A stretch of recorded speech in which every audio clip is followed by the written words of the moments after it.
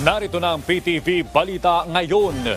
Iginiit ng Amerika ang ironclad o matibay na defense commitment nito sa Pilipinas kasunod ng mapanganib na hakbang ng mga barko ng China sa West Philippine Sea.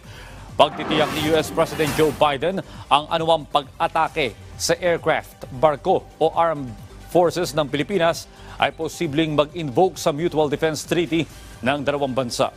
Matatandaan na nito lamang October 22, dalawang barko ng Pilipinas ang hinarang ng mga barko ng China habang nagsasagawa ng resupply mission sa BRP Sierra Madre sa Ayungin Shoal.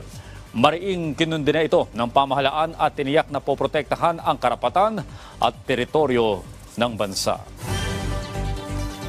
Sa iba pang balita, inaasahan ng Philippine Ports Authority na nasa 1 milyong pasahero ang dadagsa sa iba't ibang pantalan para umuwi sa kanilang mga probinsya para bumoto sa barangay at SK elections at para gunitain ang undas. Ayon kay PPA General Manager Jay Santiago, naasahan nilang tataas ang bilang ng mga pasahero sa taong ito dahil sa pagluwag ng travel requirements matapos ang COVID-19 pandemic. Inaasahan ng PPA na mapupuno ng tao ang mga pantalan sa Iloilo, Batangas, Babac sa Davao, Dumangas sa Panay Island at Negros Occidental.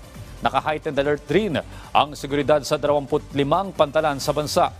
Magpapakalat din ang PPA ng mga K9 dogs, CCTV cameras, maliban pa sa X-ray machines at body cameras sa mga pantalan. Payo ni Santiago sa mga pasahero, magpunta ng maaga sa pantalan upang makaiwas sa abala.